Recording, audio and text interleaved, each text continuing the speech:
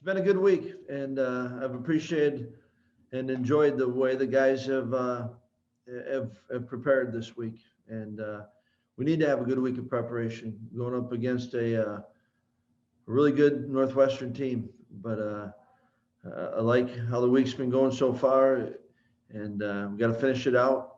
And we're getting got a group of guys that have a chance, to maybe come out of working through the protocol and come out of it. And so I'm hopeful that we'll have some of those, and really until we're told, don't know for certain, but overall it's been a good week. And like I said, it needs to be a good week because we're going up against a really good, well-coached, talented football team in Northwestern.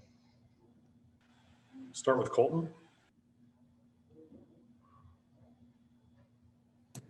Yeah, Paul, we talked with Coach Leonard earlier this week about Keanu Benton and what he's bringing to the defense this year. What do you think are the next steps for him to kind of continue his growth and his progression in the system? Well, he is. It's been fun to see what he's done to this point, and you just got to keep. You said it in the question, but you got to keep growing. You got to keep learning from the different situations that you're in, and it's.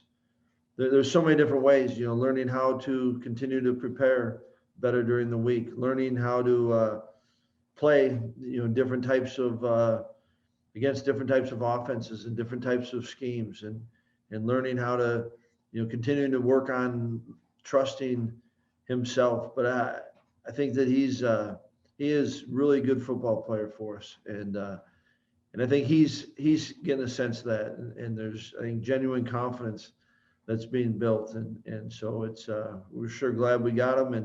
And I think that he's got a tremendous, tremendous upside. Go to Jeff.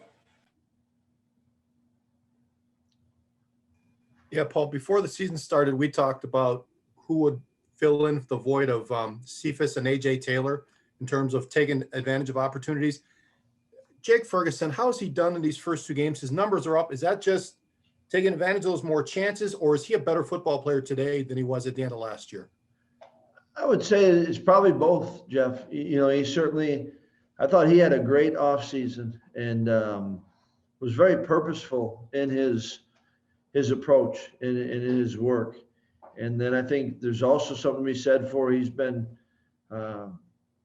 able to go every day, and therefore, a chance to develop a good chemistry, with the quarterbacks. And I think he's continuing to build on what he's done in the run game. And certainly his stats, you refer, those are catching stats and whatnot. But I think he's really playing at a good level, at a very good level. And the bar for him, I think he would agree to this. We set it high. And I love the way that he continues to work at it. He's not satisfied in any ways, but it's I think it's a combination of everything that he is certainly getting better, and kind of the way that the makeup has been, especially of the roster, that we've had to this point. We've certainly need to rely on him. Steve. Thank you for doing this. I was just wondering, a game like this with the stakes involved, division lead up for grabs, just what's the energy level like at practice in a week like this where you have such an important game coming up? Well, we've had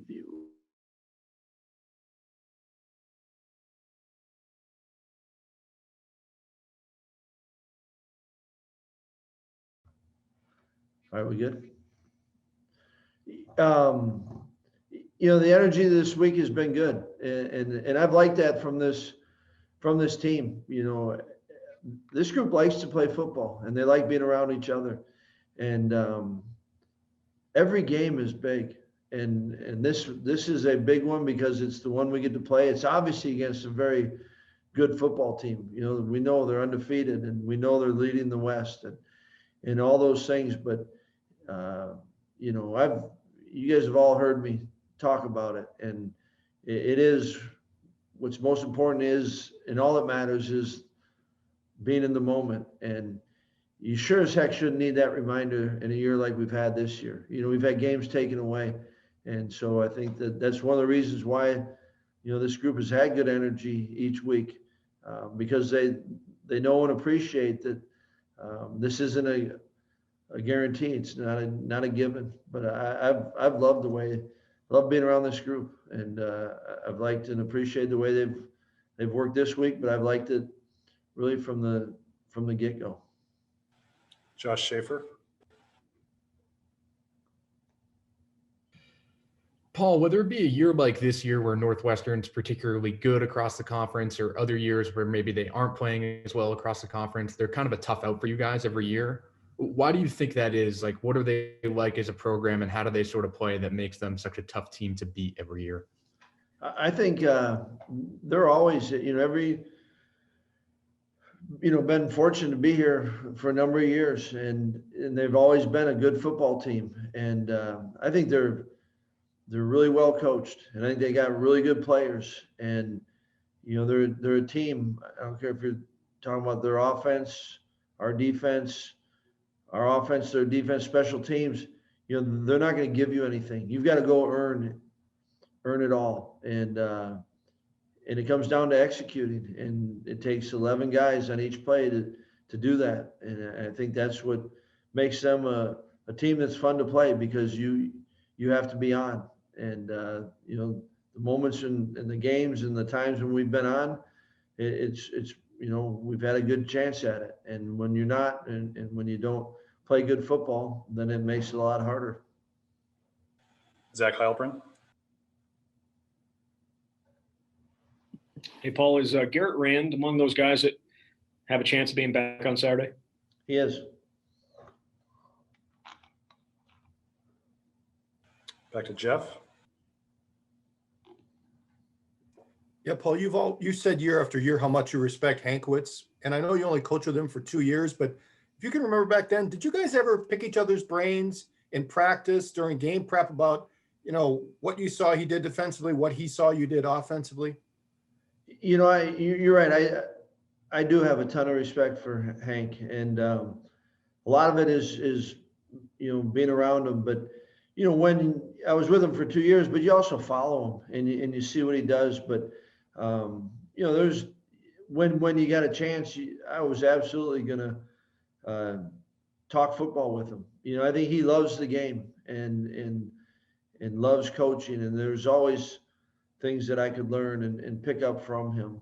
And I think we tried to interact, and we're on the same team at the time. How can we help each other, right? But it's a lot of it just came from watching him and seeing how he went about it, and his passion for the game, and then continuing to follow him along the way. I think that's why certainly started with working with him, but then it's just seeing what he's done and how he goes about it, and that's why I have so much respect for him.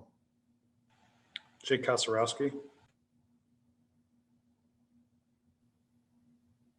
Hey, Paul, when it comes to just Graham, I know we see stats on the stat sheet and just what we see through our eyes, but as a coach, what are just some things that you see out of his game, 2 games in as a starter, that maybe we don't see that stand out to you?